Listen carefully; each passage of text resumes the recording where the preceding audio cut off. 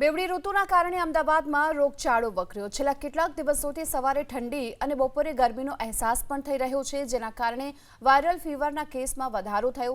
એક સપ્તાહમાં જ સોલા સિવિલ હોસ્પિટલમાં 14,754 ઓપીડી નોંધાઈ ચૂકી છે।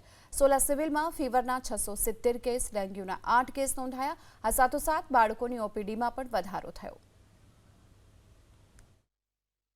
અત્યારની બેવડી ઋતુઓનો આપણે અનુભવ કરીએ છીએ તે જોતાં સોલા સિવિલમાં લાસ્ટ વીકમાં 14,746 પેશન્ટની ઓપીડી રહેલ છે, જેમાંથી આપણે 1,179 લોકોને એડમિટ કરેલા છે। આમાં ફીવરના કેસ જોઈએ તો સસ્પેક્ટેડ ડેન્ગ્યુના 68 હતા, મેલેરિયાના 597 સસ્પેક્ટેડ હતા અને ચિકનગુનિયાના 4 સસ્પેક્ટેડ કેસ હતા, પણ આમાંથી કોઈ જ કેસ પોઝિટિવ જોવા મળેલ નથી, જેને લીધે એ લોકોને આપણે એ રીતે સારવાર આપવામાં આવેલી છે।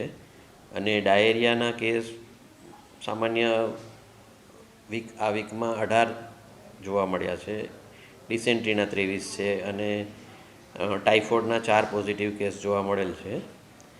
વાયરલ હિપેટાઇટિસના 2 કેસ જોવા મળેલ છે અને એ સિવાયના શ્વાસ, શરદી, ઉધરસ, કફના કેસીસ વધારે જોવા મળેલ છે।